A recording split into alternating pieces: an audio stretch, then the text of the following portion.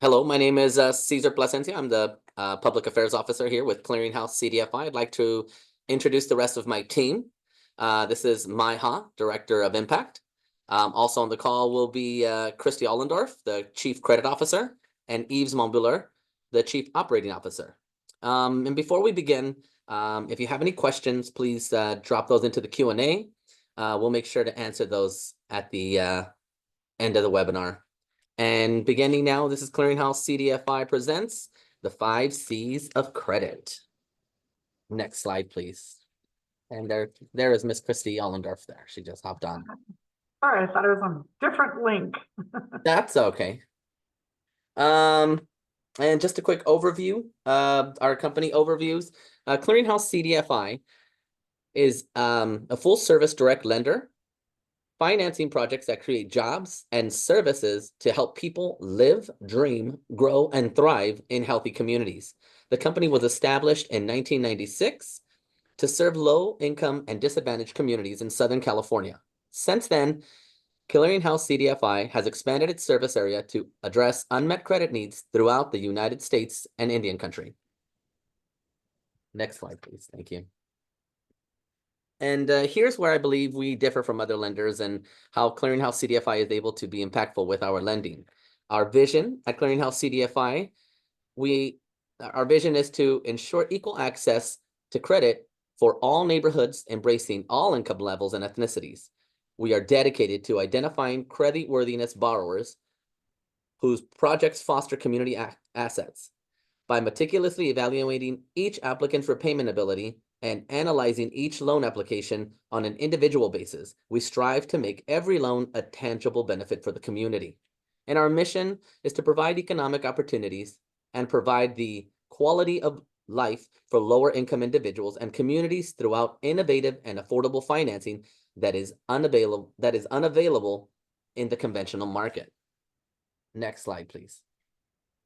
Okay, and here we're going to take, before we move on, we're going to just, we'd like to gauge who is in the audience. We're going to give everyone about 20 to 30 seconds to complete the poll. It should appear on your screen in just a little bit. Actually, there it goes. We're on. And just take about 30 seconds to read the polling answers and have them answered.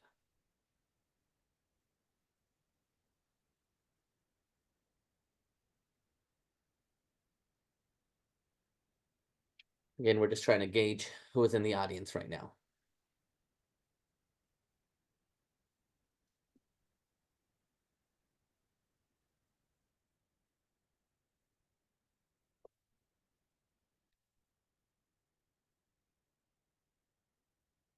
And then, and okay, looks like we are okay. We are in, and it looks like we have a good amount of for-profits. We have a good amount of women-owned businesses. All right. And then nonprofits it's as well. Nonprofits is coming in about second. So thank you. And you know, no matter where you're coming in from, I think there's a lot of good information on this webinar that I feel your organization and you'll get out of this webinar. Next slide, please. Okay, oops, excuse me. The 5 C's of credit. The 5 C's of credit are a set of criteria used by lenders to evaluate the creditworthiness of potential borrowers. Understanding these criteria helps organizations prepare for credit applications and improve their chances of obtaining financing. Next slide, please. And here are the actual 5 C's. I'm just going to briefly read through them. We're going to go into depth with each C in the further slides. So what are the 5 C's of credit? Collateral, capital, capacity, character, and conditions. We can have the next slide, please. And here's the first C, collateral. What lenders can take if a borrower defaults? So the primary cash flow the primary resource primary source of repayment. While cash flow will nearly always be the primary source of repayment of a loan, lenders look at a secondary source of repayment. The secondary source of repayment is collateral represents assets that the organization pledges as an alternative repayment source of the loan for the loan. Most collateral is in the form of hard assets, real estate and equipment. With collateral, there's two types of lending: unsecured and secured lending. Secured lending is when collateral is offered, which means you are pledging real estate. In our case, we secure real estate as collateral for the loan. We also look at loan to value, which is the LTV.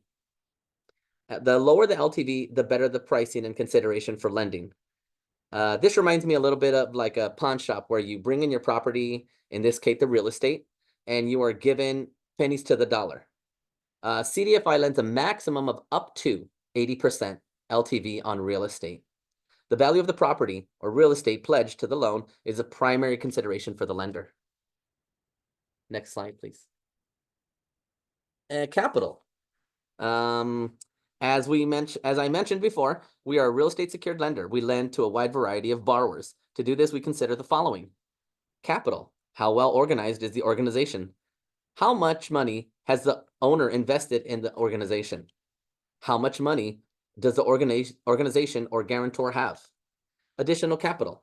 Will the organization be prepared to add more of their own money in the organization cash flow if the organization cash flow can't service the debt?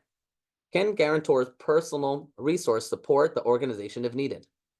Evaluation. Lenders often want to see the organization has a financial commitment and has a financial stake in its success. You know the old saying, skin in the game? That's what we mean. A lender will feel more at ease if they see that they are lending to an organization where said organization or guarantors are invested in their own capital. And keys. Both the organization's financial statements and or owner's personal credit are keys to the capital question. That mean is when credit is evaluated, it's done both as an organization and as an individual guarantor. Next slide, please. Capacity.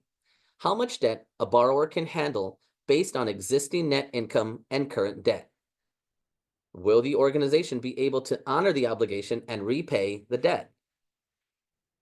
What is the organization's borrowing history and track record of repayment?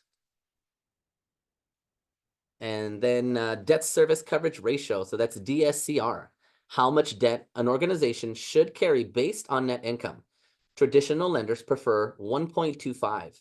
High-risk lenders require as high as 1.45. At Clearinghouse, we work at DSCR of at least 1.10, but preferably at 1.15 or above for commercial real estate lending. How much debt can the organization afford to make payment on based on the cash flow coming in? Also, increased capacity. Organizations can increase capacity by paying off or paying down debt or make more money. And this is pretty obvious, right? If you make more money, you can afford to make a higher monthly payment or pay off your loan sooner. Or better yet, pay off debt, especially those with a higher interest rate. If you do that, it will give you increased capacity that is a better chance to obtain a loan. And industry pattern. Become familiar with the expected pattern in your industry. Some industries can take a higher debt loan. Others may operate with less liquidity. Excuse me again. Next slide. And character. Will the borrower attempt to pay when they can or cannot? So we are saying, what is the character of the management of the company? Does the company have a credit profile? What is management's reputation and track record in the industry and the community? And believe it or not, your organization has a reputation within your own industry. Sometimes it's not just a credit report that may give insight or whether or not an organization is able to pay back a loan. Your character in your industry does matter. Moving on to the purpose is to ascertain the character of the owners or management, including personal leadership. guarantors, and executive management's history, ability of debt management. Do you pay your payment before it's late? Now, let's say your payment is due on the 1st of the month. It is now the 3rd. Are you late? Yes, you're late. Borrowers that still make their payments before, make their payments before they're late, because some borrowers will think, I have 30 days. You're still late. That is what is known in the industry as a slow pay. So a lender really likes to look at if your payment history has been before the late day, not just the due, right? Before you're late. So 1 day or 2 days, you're still late. 28 days, you're still late. A lender feels more at ease lending to the loan if you are paying before the due date or the late date. And also, credit report is supposed to provide an insight into one's financial management history. It is a snapshot of one's credit rating. For our purpose, items on a credit report can run decades, but current debt is the most reliable indicator of future debt payments. So if there is a false reporting on something incorrect on your credit report, dispute it. That is solely your responsibility to do so. So got to take care of that. Dispute it, let them know this is wrong, challenge it. Because better credit rating towards you is a better chance of getting that loan. Next slide, please. And we're going to go with conditions. Economic conditions. What are the current economic conditions and how does your organization fit in? How long has the organization been in business? Is your organization going to be affected by current interest rate environment? Is your organization going to be affected by political or geopolitical mandates? Microeconomic conditions. Will your organization continue to grow? And for this, we say, think of COVID. We were all very ready to do business, and then COVID hit, and that hit everyone really, affected everyone very differently. A lot of restrictions were placed, and some organizations and businesses had to shut down just because of the restrictions COVID had to everything. So that's one of the economic conditions we're talking about. Industry trends. What are your trends for your industry, and how does your organization fit within them? And last but not least, political conditions. Any legislative government risks? Are there any political hot potatoes, to say that, reference, that could negatively impact the growth of your organization? We just had an election. Will the current or upcoming administration favor or not favor your organization or your industry? Got to think of that. Next slide, please. Other considerations. Lenders will not give equal weight to the 5 C's. One weak area may be offset by other strengths. I will mention that the top 2 C's out of these 5 C's will most likely and always be collateral and capital. The more collateral you have, that means the more ability you have to loan to, and more capital, that means you're going to be paying off your loan a lot sooner. Each loan, and I'd like to say each loan is like a snowflake. There are no two alike, right? They might have similarities, but in the detail lie the differences. So just take that into consideration. And of course, any consideration, you are the biggest element. And our next slide, please. What makes Clearinghouse CDFI different? We have more of a flexible loan structure. We can have a longer amortization period. We can have a longer interest payment period. We are allowed to have a lower debt service coverage. And here at Clearinghouse CDFI, you are working directly with the decision makers. You're working with the Chief Credit Officer and her team. That's Miss Christy Ollendorf there. And with her team, you're working with the Director of Lending and also other loan officers. So you're talking to the decision makers themselves. It won't necessarily be a kind of, we have to go ask someone, because the person you're asking on Miss Ollendorf's team is the persons that make the decisions. A wide and deep experience to asset risk and understand you, the customer. And then able to fund complicated deals consistent with our mission. And we do have a loan committee, but by the time your file has gotten to that point, it has been well vetted by Christy and her team, and all the real tough questions and situations have been answered. Next slide, please. And okay, we're gonna go ahead and go to the Q&A. Will you be handling that portion of the webinar? And this is where you drop in your questions on the Q&A so that we can go ahead and answer those. So if anybody have any questions, please drop them into the Q&A. So we do have one question here. The question is, can you explain who or what determines the DSCR? Go back to that. I will take that. I'm Christy Ohlendorf, the Chief Credit Officer. So the debt service coverage is determined by the income the organization brings in minus all of its expenses. And that gives you what they call a net operating income. That's generally for for-profit businesses, but not, nonprofit also has a net number. And that's generally whatever is left to debt service the loan. So we literally take that and divide it by the debt service to come up with an actual calculation that is hopefully 1.1 or 1.15 or 1.25. Does that answer the question, I hope? I think so, yes. So we'll wait a couple more minutes to see if there are any. Oh, here we go. Here's another question. Is there a minimum FICO for the guarantors? We don't go off of FICO scores generally. And it's because we concentrate more on the project's ability to cash flow as well as the strength of the borrower. But if we have to look towards a guarantor and the guarantor has bankruptcies or has a 500 FICO, that guarantor isn't very strong. So we're probably not going to give that guarantor much credence. If that guarantor, has a lot of assets, controls a lot of assets, has cash, has a lot of experience, and their FICO's maybe in the, high 600s, something like that, that's okay. We'll definitely take that. That's not an issue.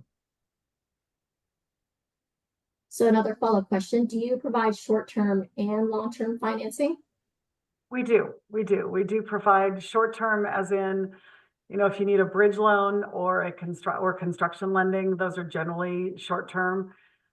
If it's a bridge loan, we do like to verify what is the payment, the takeout source, as well as construction. Either it's going to be taken out by, a government loan of some kind, or upon construction, they're going to sell it, something along those lines. So we do want to know the takeout of our loan if it's a short term.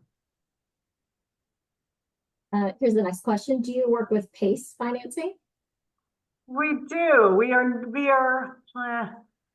never done a PACE loan because it doesn't, for lack of trying. It just didn't work out for whatever reason. But yes, we're familiar with PACE. We do limit the amount of PACE financing to less than between 25 and 30% of our loan. We had a request for a PACE loan that was a $20 million PACE loan, and ours was only $7 million. And I'm like, too much. Sorry, we won't do it, where the PACE loan is such a significantly higher, because in the end, it still stays on the property. And if we have to take the property back, still has to bring that amount current. We don't have to pay off the loan, but we do have to bring that payment current. And that's a big nut for a $20 million PACE loan. So we do like to be 25 to 30% of our loan amount. So next question, do you allow any seller financing? Yes, we do. It cannot be the entire thing, but we will allow seller financing, usually between 5 and 10%. But we do require, especially nonprofits, to put in at least 10%, and then for-profits at least 15, perhaps 20, depending on what the project is. The more impact, the more we're more flexible on the amount of money that you know, the equity versus seller carryback. Great. If the borrower is going to build in a lower income area, multifamily homes, but the borrower/builder has liens filed on its property for not paying some of the contractors for work completed, can you include these liens in the loan to be paid off from the loan proceeds? No. You know, wow, that's an interesting question. I'm happy to answer that, and maybe we can talk about the situation offline, because we need to have a lien-free property, and the only way to have a lien-free property is to have those subcontractors paid, and they won't be paid by the time our loan, which means the liens won't be off the property. We can still try to maybe work with title to say, you know, maybe kind of have it a subsequent where the subcontractors can provide their lien releases, as long as they know the funds are in escrow to pay them. So then title could possibly get comfortable with that on there. So we could try to work through that issue. Next question, are appraisals required? Yes.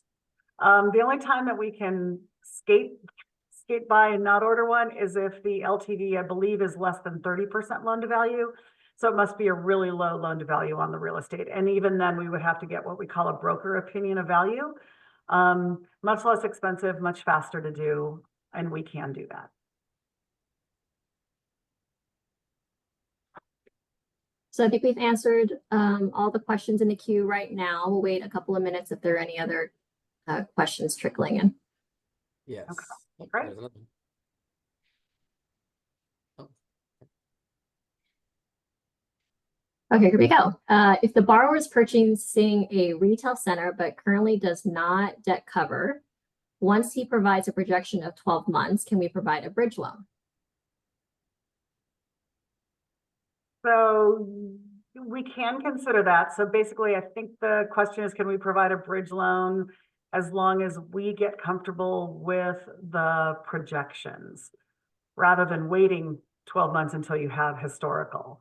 So we can consider projections. We just have to, you know, make sure they're signed leases. They're pretty strong tenants. They're not just letters of credit, but they would have to be strong leases. Yes, we can consider that.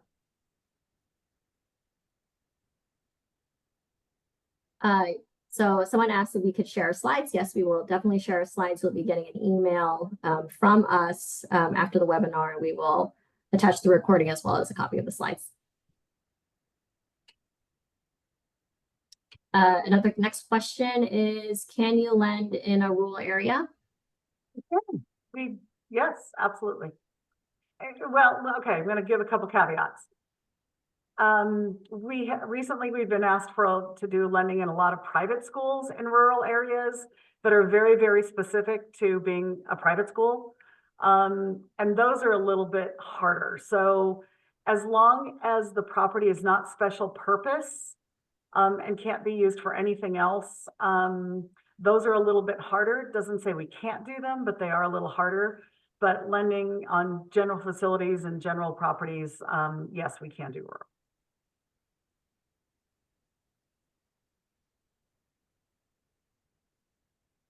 Great. Okay. I'll wait just a couple more minutes to see if there are any more questions. Great questions. Oh. Very engaging. Yes. Yeah.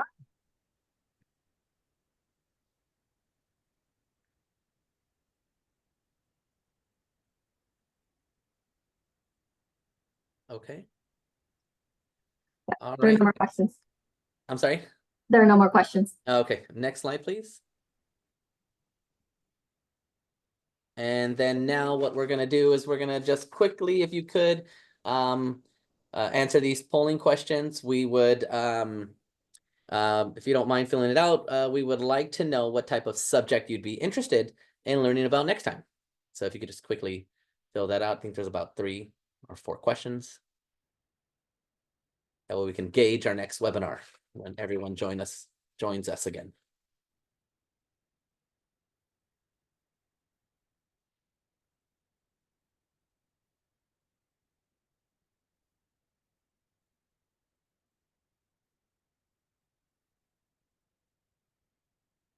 And as you're finishing that up,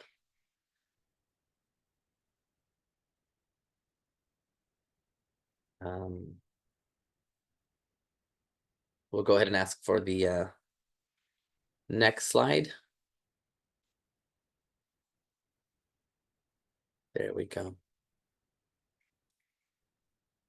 And we good with the polling?